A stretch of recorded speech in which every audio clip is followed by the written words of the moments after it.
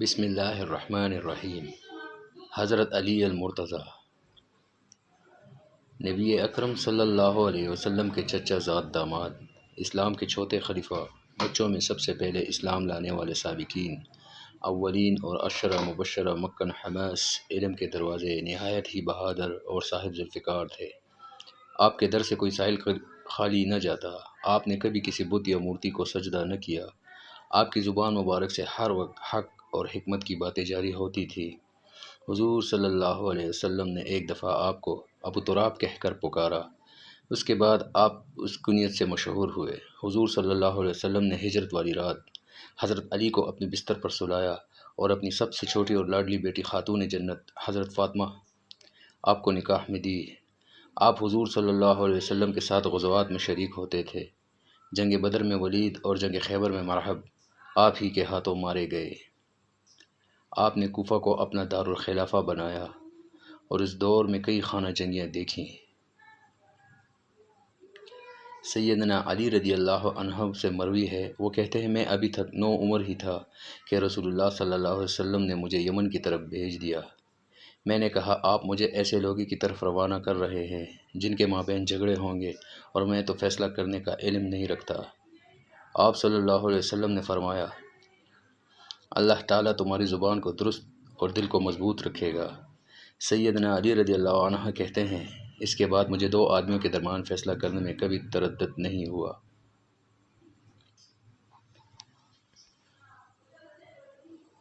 ابو حازم نے کہا مجھے حضرت سہل بن سعد رضی اللہ عنہ نے بتایا کہ خیبر کے دن رسول اللہ صلی اللہ علیہ وسلم نے فرمایا میں جھنڈا اس کو دوں گا جس کے ہاتھوں پر اللہ تعالیٰ خیبر فتح کرائے گا۔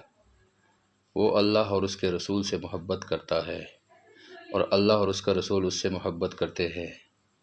حضرت سہل رضی اللہ عنہ نے کہا پھر صحابہ نے یہی کھوجتے سوچتے اور باتیں کرتے رات گزاری کہ یہ جھنڈا کس کو عطا ہوگا۔ جب صبح ہوئی تو سویرے سویرے تمام لوگ رسول اللہ صلی اللہ علیہ وسلم کے سامنے پہنچ گئے۔ ہر کسی کو یہ امید تھی کہ جھنڈا اسے ملے گا۔ رسول اللہ صلی اللہ علیہ وسلم نے فرمایا علی بن ابی طالب کہاں ہے؟ لوگوں نے عرض کی کہ اللہ کے رسول وہ آنکھوں کے مرض میں مبتلا ہے۔ آپ نے فرمایا اسے لانے کے لیے کسی کو بھیجو۔ انہیں لایا گیا تو آپ نے ان کی آنکھوں میں اپنا لعاب دہن لگایا اور ان کے لیے دعا کی تو وہ اسی طرح ٹھیک ہو گئے جیسے انہیں بیماری تھی ہی نہیں۔ آپ نے ان کو جھنڈا عطا کیا۔ حضرت علی رضی اللہ عنہ نے کہا اللہ کے رسول کیا میں اس وقت تک ان سے جنگ کروں جب تک وہ ہم جیسے مسلمان نہ ہو جائیں؟ آپ نے فرمایا تحمل کے ساتھ روانہ ہو جاؤ، یہاں تک کہ ان کے گھروں کے سامنے میدان میں پہنچ جاؤ، پھر انہیں اسلام کی دعوت دو اور انہیں بتاؤ کہ اسلام میں ان پر اللہ کے کیا حقوق ہوں گے۔ اللہ کی قسم اللہ ایک انسان کو بھی تمہاری وجہ سے ہدایت عطا کر دے تو یہ تمہارے لیے اس سے زیادہ اچھا ہوگا کہ دنیا کا بہترین مال سرخ اونٹ تمہیں مل جائیں۔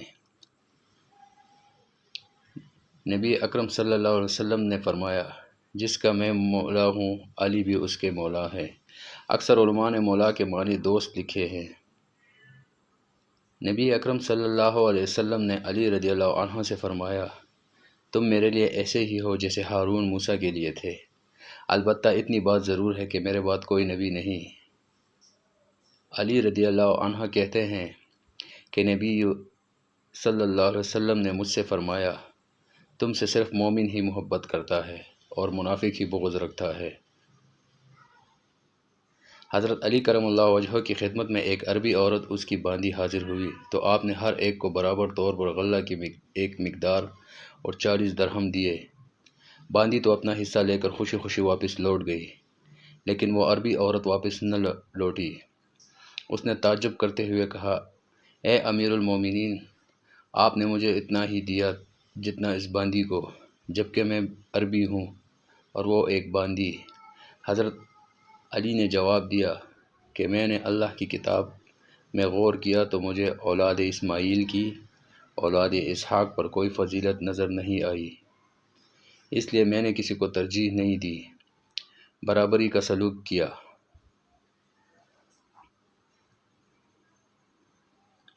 ایک دن حضرت علی رسول اللہ صلی اللہ علیہ وسلم کی احادیث بیان کر رہے تھے۔ آپ نے ایک حدیث بیان فرمائی تو ایک شخص بولا، آپ جھوٹ کہتے ہیں، ہم نے یہ بات نہیں سنی ہے۔ حضرت علی نے فرمایا کہ میں تیرے خلاف بد دعا کرتا ہوں، تو جھوٹا آدمی ہے۔ اس نے مغرور ہو کر کہا، کر لو بد دعا۔ حضرت علی نے اس کے خلاف بد دعا کی تو وہ آدمی اپنی جگہ سے ابھی اٹھنے نہ پایا تھا کہ اس کی بینائی ختم ہو گئی۔ حضرت علی کی عدالت میں آپ کا ایک محب سیاہ فام کھڑا تھا۔ حضرت علی نے پوچھا، کیا تم نے چوری کی ہے؟ غلام نے پریشانی کی حالت میں جواب دیا کہ جی ہاں۔ امیر المومنین حضرت علی نے اس کے ہاتھ کاٹ دیے۔ جب وہ غلام مزہ بھگت کر واپس ہوا تو راستے میں اس کی ملاقات حضرت سلمان فارسی اور ابن القوا سے ہوئی۔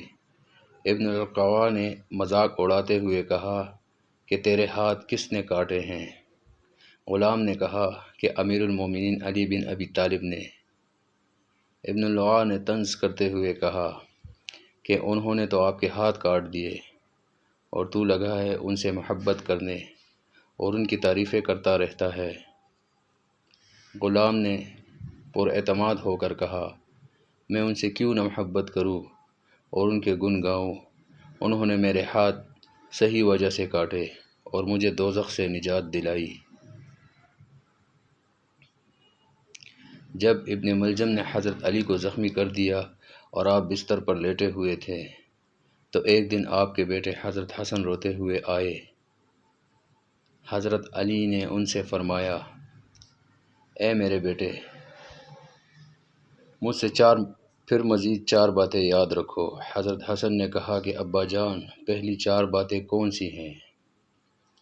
حضرت علی نے فرمایا، سب سے بڑی دولت عقل کی دولت ہے، سب سے بڑا فقر حماقت ہے، سب سے بڑی وحشت خود پسندی ہے اور سب سے اچھی صفت خوش اخلاقی ہے۔ حضرت حسن نے کہا کہ دوسری 4 باتیں کون سی ہیں؟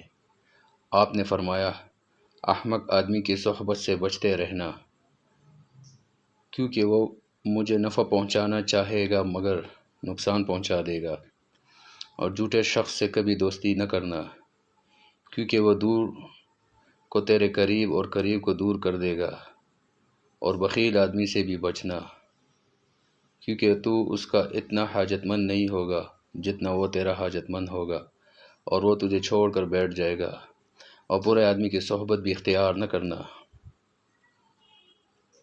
کیونکہ وہ تجھے چند